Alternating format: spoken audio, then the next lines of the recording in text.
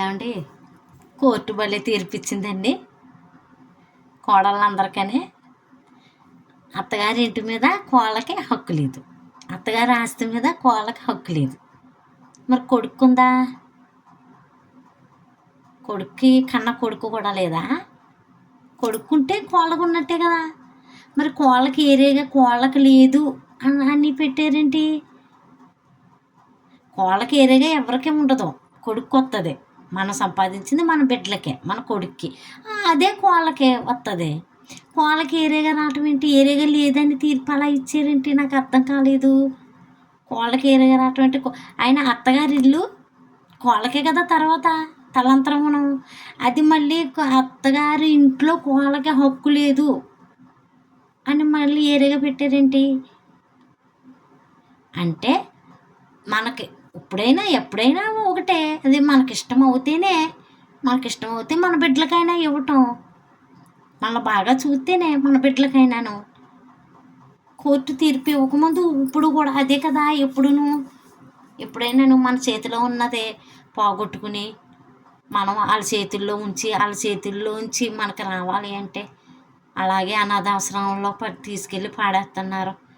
వాళ్ళ చేతిలో కాస్త వచ్చేసాకను వీళ్ళు ఏం చేస్తారులే అని ఒక్కొక్కళ్ళు తిండి కూడా పెట్టకుండా అలా రోడ్ల మీద వదిలేస్తున్నారు.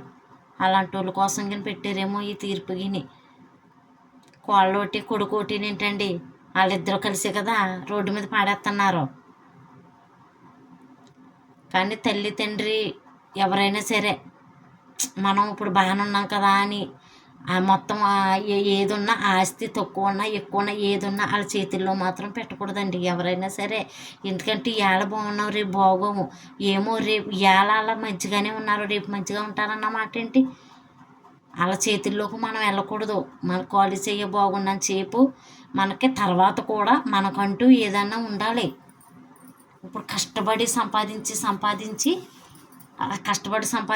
అంతా వాళ్ళ చేతిలో పెట్టేసి తర్వాత వాళ్ళ ఇష్టం చూస్తే చూడటం, లేదా వాళ్ళు అనాథాశ్రమంలో పాడేయటమో రోడ్డు మీద వదిలేయటమో వచ్చిన అమ్మగారిని బట్టి వాళ్ళ ఇష్టం.